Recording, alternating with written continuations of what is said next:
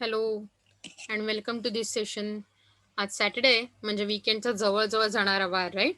So hopefully तुम्ही वीकेंडच्या मूडमध्ये असलात तरी आजचं हे लेक्चर नीट बघाल आणि तुम्हाला जर काही समजलं नाही तर मला सांगाल, बरोबर? तुम्हाला आठवत असेल तर काल आपण अगदी याच पॉईंटपर्यंत येऊन थांबलो होतो, ज्यात आपण बघितलं होतं की मोनोपॉलिस्टिक कॉम्पिटिशनमध्ये कशा प्रकारे सुपर नॉर्मल प्रॉफिट होऊ शकतो. आणि जर डायग्राममध्ये बघितलं तर हा जो एरिया दिसतोय BPAC वाला, हा सुपर नॉर्मल प्रॉफिटचा एरिया दिसत होता, बरोबर? पण आता मात्र आपण लॉस वाला पॅच बघणार. ओके, आपण बघूया. थोडंसं छोटं करते मी म्हणजे तुम्हाला नीट डायग्राम दिसेल. Okay, yes. सो एक्स ॲक्सिसवर नेहमीप्रमाणे क्वांटिटी दिसते, वाय ॲक्सिसवर प्राइस, रेव्हेन्यू आणि कॉस्ट. आणि तुम्ही बघितलं असेल तर नेहमीप्रमाणे AR म्हणजे ॲव्हरेज रेव्हेन्यू आणि मार्जिनल रेव्हेन्यू हे उतरतात, म्हणजे डाऊनवर्ड स्लोपिंग आहे, बरोबर? आता आपल्याला काय शोधून काढायचं असतं? नेहमी समजा आम्हाला लॉस शोधून काढायचा असेल तर लॉसचा फॉर्म्युला करेक्ट प्रॉफिटच्या फॉर्म्युलाच्या उलट्या फॉर्म्युला असतो. दॅट इज प्रॉफिटचा फॉर्म्युला असतो total revenue minus total cost, तर लॉसचा फॉर्म्युला असतो टोटल कॉस्ट म्हणजे TC मायनस टोटल रेव्हेन्यू. का बरं असं असेल? खूपच सोपं आहे. Because whenever cost is greater than revenue, then we can say that firm is incurring losses because it is not able to cover the costs, and that's why the formula for loss becomes total cost minus total revenue. Okay, आता बघा या diagram मध्ये जर बघायचं ठरवलं तर diagram मध्ये आपल्याला दिसतंय की ई पॉइंट हा आपला इक्विलिब्रियम पॉइंट आहे. कसा? कारण MR हा जो कर्व आहे, हा MR कर्व आणि SMC कर्व हे एकमेकांना इंटरसेक्ट करतात, बरोबर? MR कर्व आणि SMC कर्व हे एकमेकांना ई पॉइंट मध्ये इंटरसेक्ट करतात, प्लस SMC कर्व MR कर्वला खालून इंटरसेक्ट करतोय, राईट? म्हणून ई पॉइंट हा माझा आपण काय म्हणू शकतो, हा आपला एक सेकंड. सो त्यामुळे ई पॉइंट हा आपला बेसिकली इक्विलिब्रियमचा पॉइंट आहे, बरोबर? आता सिम्पली सेइंग आपण असं म्हणू शकतो की या ई पॉइंट पासून जर समजा मी खाली एक्स ॲक्सिस पर्यंत पुढे लाईन वाढवली तर मला क्यू पॉइंट मिळतो. एक्स ॲक्सिसवर आहे क्वांटिटी आणि म्हणून हा क्यू पॉइंट रिप्रेझेंट करतो इक्विलिब्रियम लेव्हलचं आउटपुट, आणि म्हणून इक्विलिब्रियम लेव्हलची आउटपुट क्वांटिटी आहे OQ. येते लक्षात? म्हणजे मला कळलं माझी OQ ही इक्विलिब्रियम लेव्हलची क्वांटिटी आहे. आता तसंच मला काय कळतं की माझा रेव्हेन्यू किती असणार आहे, ॲव्हरेज रेव्हेन्यू. तर मला ॲव्हरेज रेव्हेन्यू कुठल्या कर्ववर मिळाला पाहिजे? AR कर्ववर, आणि तो इक्विलिब्रियम लेव्हलवरतीच असला पाहिजे, आणि म्हणून मी ई पॉइंट पासून वरती ॲव्हरेज रेव्हेन्यू कर्व पर्यंत लाईन वाढवते आणि तिथे गेल्यावर मला हा पॉइंट मिळतो A, बरोबर? म्हणजे मी असं म्हणू शकते या A पॉइंट पासून खाली Q पॉइंट पर्यंत AQ हा इतका माझा ॲव्हरेज रेव्हेन्यू आहे. सो AQ बिकम्स माय ॲव्हरेज रेव्हेन्यू. येत आहे लक्षात तुमच्या? आता याच्यानंतर ऑब्व्हियसली रेव्हेन्यू मिळाला, क्वांटिटी मिळाली, पण आपल्याला टोटल कॉस्ट काढायचे, आणि टोटल कॉस्ट काढण्यासाठी ॲव्हरेज कॉस्ट काढायला लागते. मग ॲव्हरेज कॉस्ट कशी काढणार? तर ॲव्हरेज कॉस्ट काढण्यासाठी ऑब्व्हियसली आपल्याला काय करायला लागेल, या इक्विलिब्रियम पॉइंट कडून जो ऑलरेडी आपण क्यू पॉइंट पर्यंत वाढवलाय, बरोबर ना? सो या क्यू पॉइंट पासून आपल्याला वरती SAC म्हणजे short run average cost curve पर्यंत आपल्याला लाईन वाढवावी लागेल. मग आपण इंटरसेक्ट करू SAC कर्वला, जो पॉइंट असेल C. येतो लक्षात? म्हणजेच मी असं म्हणू शकते CQ ही माझी ॲव्हरेज कॉस्ट आहे. येत आहे लक्षात तुमच्या? मग ऑब्व्हियसली आपल्याला कळायला खूप सोपी गोष्ट आहे की या Q पॉइंट पासनं आणि C पॉइंट पासनं आपण फक्त मागे Y ॲक्सिसवर ड्रॅग करायची असते लाईन, बरोबर? म्हणजे आपल्याला हा रेड रेक्टँगल मिळतो, जो असतो आपला टोटल ती असते आपली टोटल कॉस्ट. कारण टोटल कॉस्टचा फॉर्म्युला बघा इकडे काय आहे, total cost is equal to AC multiplied by Q, that is average cost multiplied by Q, बरोबर? मग ॲव्हरेज कॉस्ट आता आपल्याला कळली आहे, सी क्यू ही आहे आणि आपल्याला इक्विलिब्रियम क्वांटिटी म्हणजे क्यू पण कळली आहे, ती आहे ओ क्यू. म्हणजे मला काय करायला लागेल, C Q multiplied by O Q करायला लागेल. So it is like length into breadth. असं जसं आपण एखाद्या रेक्टँगलचं एरिया काढतो तसा. म्हणजे मग आपल्याला कम्प्लीट एरिया मिळेल रेक्टँगलचा. म्हणजेच टोटल कॉस्ट होईल ही जी रेड रेक्टँगल मध्ये दिसते ती ओ बी सी क्यू. बघा बरं इथे दिले की नाही. सो मला कळली टोटल कॉस्ट किती आहे. कारण तुम्हाला आठवतंय रे, आपल्याला टोटल लॉस काढायचा आहे आणि लॉसचा फॉर्म्युला काय आहे आठवतोय का? लास्ट सेशन मध्ये आपण हा फॉर्म्युला बघितला होता. लास्ट सेशन मध्ये का याच सेशन मध्ये बघितला की. So loss is equal to total cost minus total revenue असा फॉर्म्युला आहे. म्हणजेच आता मला असं म्हणायला लागेल की मला टोटल कॉस्ट तर मिळाली माझी red rectangle O B C Q. मग आता मला टोटल रेव्हेन्यू काढायला लागेल आणि टोटल रेव्हेन्यू काढण्यासाठी मला आणखीन नवीन ट्रिक वापरायला लागेल. दॅट इज मला average revenue multiplied by quantity करायला लागेल. मगाशी बघितल्याप्रमाणे ए पॉइंटला आपल्याला ॲव्हरेज रेव्हेन्यू मिळाला होता ऑलरेडी. मग ए पॉइंट पासून क्यू पॉइंट पर्यंत खाली, तसंच वाय ऍक्सिस पर्यंत आणि ए पासून पण वाय ऍक्सिस पर्यंत रेक्टँगल झाला कम्प्लीट. म्हणजे आपण म्हणू शकतो ओ पी ए क्यू ही माझी हा माझा टोटल रेव्हेन्यू आहे. So A R multiplied by Q that is average revenue multiplied by equilibrium level quantity म्हणजे टोटल रेव्हेन्यू मिळू शकतो. सो ॲव्हरेज रेव्हेन्यू आहे ए क्यू आणि क्वांटिटी आहे O Q. So A Q multiplied by O Q आपल्याला हा green वाला rectangle मिळाला that is O P A Q. म्हणजेच आता मी असं म्हणू शकते की मला दोन्ही टोटल कॉस्ट आणि टोटल रेव्हेन्यू मिळाले. बरोबर. मग आता सिम्पली मला काय करायला लागेल, लॉस काढण्यासाठी या फॉर्म्युलामध्ये total cost minus total revenue घालायला लागेल.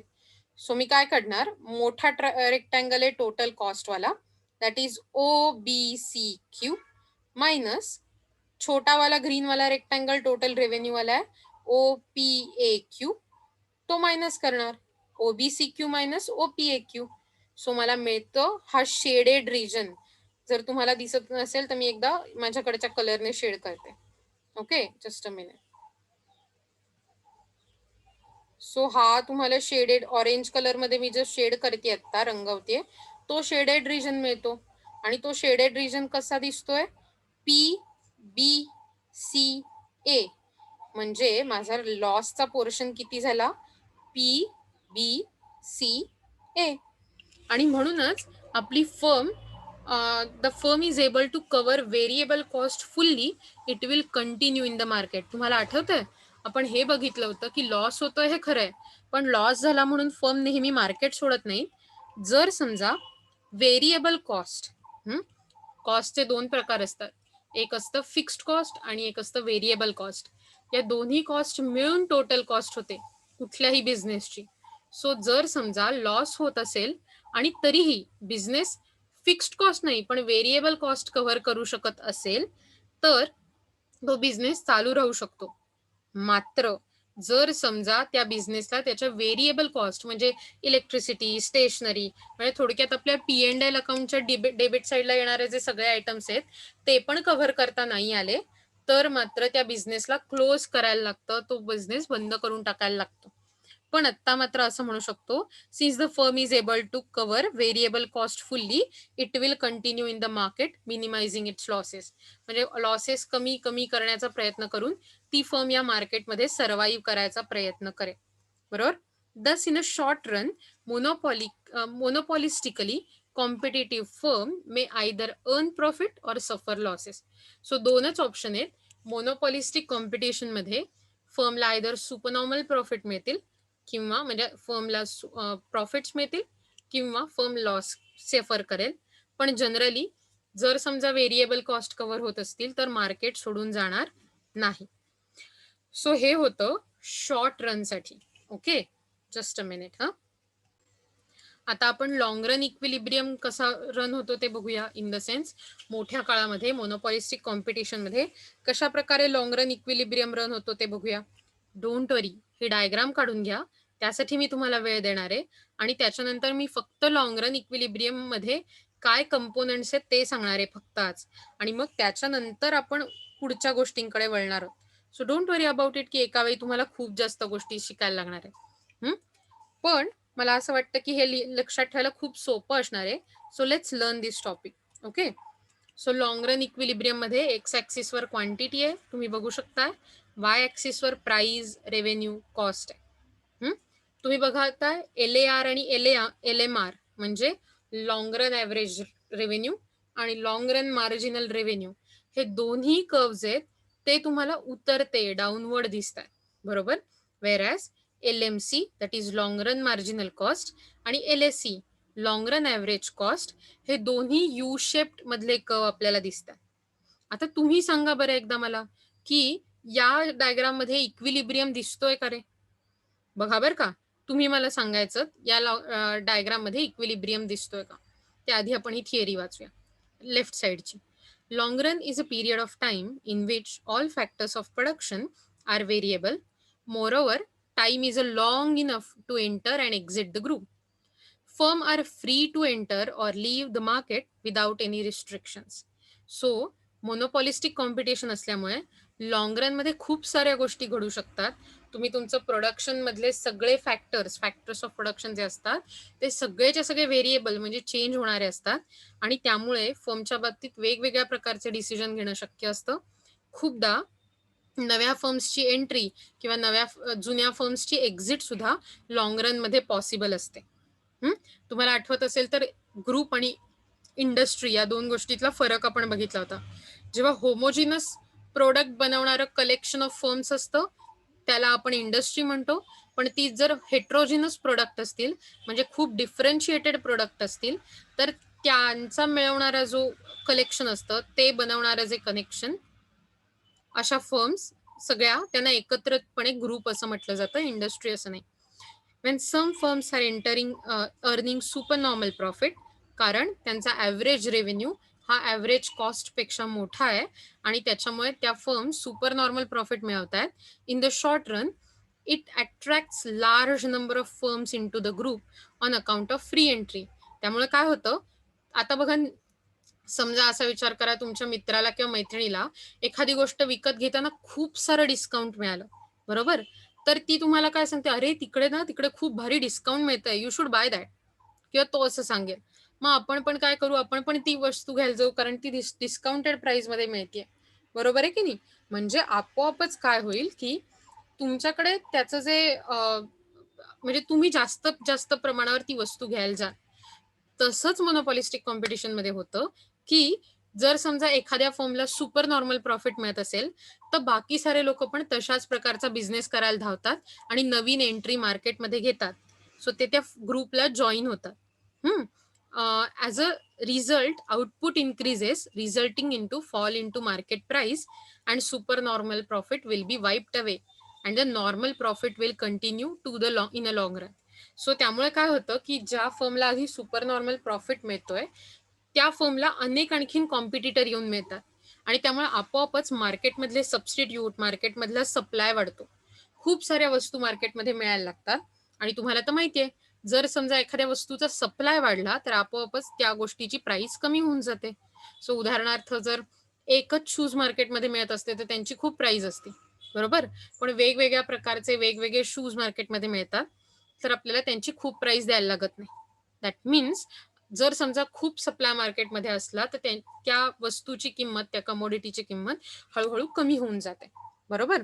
आणि त्यामुळे काय होतं की आपोआपच जे सुपर नॉर्मल प्रॉफिट म्हणजे एकदम भारी प्रॉफिट मिळत होते त्या कंपनीला, जी मोनोपॉलिस्टिक फर्म होती तिला तिला आता नॉर्मल प्रॉफिट मिळायला लागतात, तिचाही प्रॉफिट हळूहळू कमी होतो आणि म्हणून लॉंग रन मध्ये नॉर्मल प्रॉफिट मिळवण्याचं प्रमाण वाढतं किंवा नॉर्मल प्रॉफिट मिळायला लागतो. आणि नॉर्मल प्रॉफिटसाठी काय आपली जी कंडिशन असते, AR should be equal to AC, म्हणजे average revenue should be equal to average cost. When some firm suffers losses that is AR is less than AC. So जेव्हा काही फर्म लॉस स्वीकारत असतात किंवा त्यांना लॉस होत असतो कारण त्यांचा ॲव्हरेज रेव्हेन्यू हा ॲव्हरेज कॉस्टपेक्षा लहान असतो. In the short run they start living group in the long run. म्हणजे जेव्हा शॉर्ट रनमध्ये अशा प्रकारचा तोटा होत असतो, लाँग रनमध्ये जर तेच लॉसेस कंटिन्यू राहिले, तर या फर्म सोडून जातात. म्हणजेच ग्रुप क्विट करतात, इंडस्ट्री क्विट करतात आणि त्यामुळे पुन्हा एकदा या सगळ्या ग्रुपमध्ये थोडेसेच लोक उरतात मार्केटमध्ये, जे त्या वस्तू विकतात. बरोबर? Reduction in the number of firms leads to contraction of the group output. आणि त्यामुळे काय होतं, जो सप्लाय मार्केटमध्ये असतो तो कमी होतो, कारण काही फर्म्स ऑलरेडी सोडून गेलेल्या आहेत. बरोबर ना? त्यामुळे सप्लाय कमी होतो.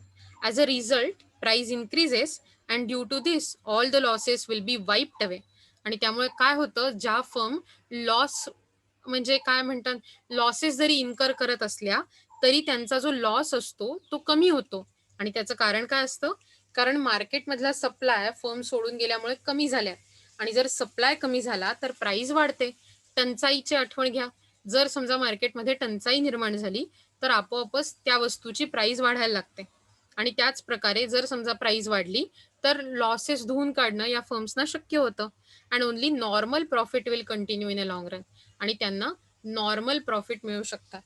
ओके. आणि हेच आपल्याला एक डायग्राम मधून समजावलंय त्यांनी. ओके. सो मला वाटतं आपण ही जी डायग्राम आहे ती एकदा नीट बघून घेऊया आणि जस्ट जिथपर्यंत आपल्याला नॉर्मल प्रॉफिटचं समजतंय तिथे जाऊन थांबूया. Okay. Thus in the long run under monopolistic competition the firm can earn only normal profit. So monopolistic competition मध्ये लॉंग रन मध्ये फक्त नॉर्मल प्रॉफिट मिळवणं हे फर्मला शक्य असतं. आणि ते कसे काय असतात? नॉर्मल प्रॉफिटचा फॉर्म्युला असतो total revenue multiplied by total cost.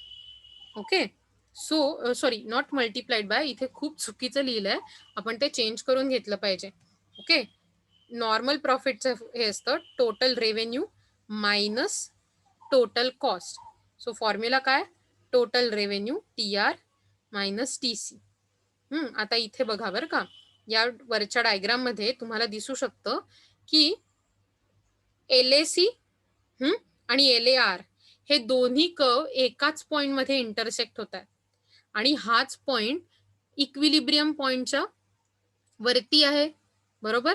आणि त्याला जर Q पाशी जोडलं तर आपल्याला आपली ॲव्हरेज कॉस्ट आणि ॲव्हरेज रेव्हेन्यू मिळतात लॉंग रन मध्ये. आणि ते दोन्ही किती आहेत? AQच आहेत. म्हणजे आपण म्हणू शकतो की हा जो रेक्टँगल आहे ऑरेंज कलर मध्ये जो तुम्हाला दाखवला जातोय तो रेक्टँगल म्हणजे OPAQ हाच रेक्टँगल टोटल रेव्हेन्यू रिप्रेझेंट करतो आणि हाच रेक्टँगल टोटल कॉस्ट रिप्रेझेंट करतो. का? कारण LAC याचा A पॉइंट इक्विलिब्रियमच्या वर आहे आणि LAR that is long run average revenue याच्यामध्ये सुद्धा असणारा A पॉइंट हाच इक्विलिब्रियमच्या वर आहे, कारण ते एकमेकांना तिथेच इंटरसेक्ट करतात. So that means LAR equal to LAC. म्हणजे जेव्हा तुमचा AR इक्वल टू AC असतो तेव्हा असं आपण म्हणू शकतो की तुम्हाला नॉर्मल प्रॉफिट होतोय. सो आता आपण काय करणार? Total revenue minus total cost काढायचा आहे नॉर्मल प्रॉफिट काढण्यासाठी. म्हणजे ह्याच रेक्टँगल मधनं हाच रेक्टँगल वजा करायचा आहे. म्हणजे आपल्याला कुठल्याही प्रकारे वेगळं असं शेडेड रिजन मिळणारच नाहीये. म्हणजे आपण म्हणू शकतो नील, इन द सेन्स आपला कुठलाही लॉस किंवा कुठल्याही प्रकारे काही प्रॉब्लेम होत नाहीये.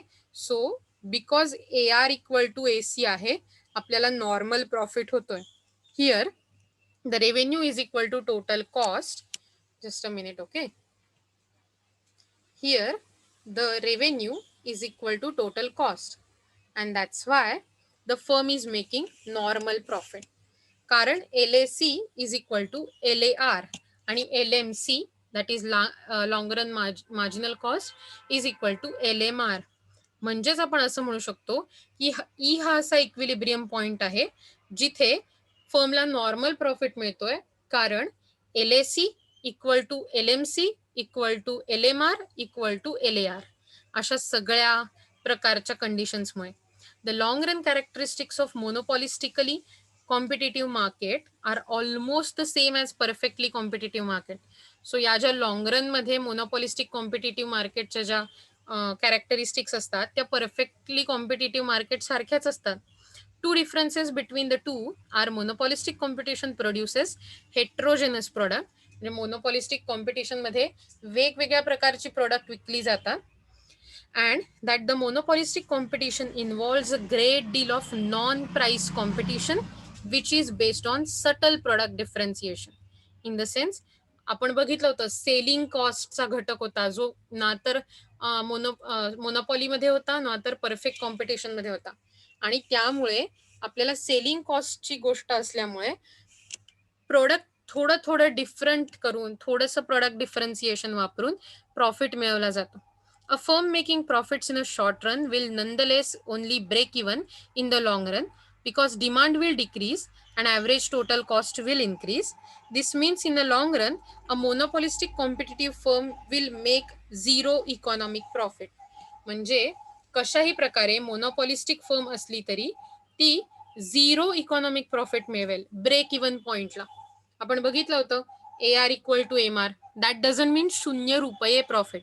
आपण इकॉनॉमिक प्रॉफिट बद्दल बोलतोय, फायनान्शियल किंवा अकाउंटिंग प्रॉफिट बद्दल नाही. तर जेव्हा झिरो प्रॉफिट इकॉनॉमिक प्रॉफिट मिळतो तेव्हा त्या फर्मला नॉर्मल प्रॉफिट मिळत असतो.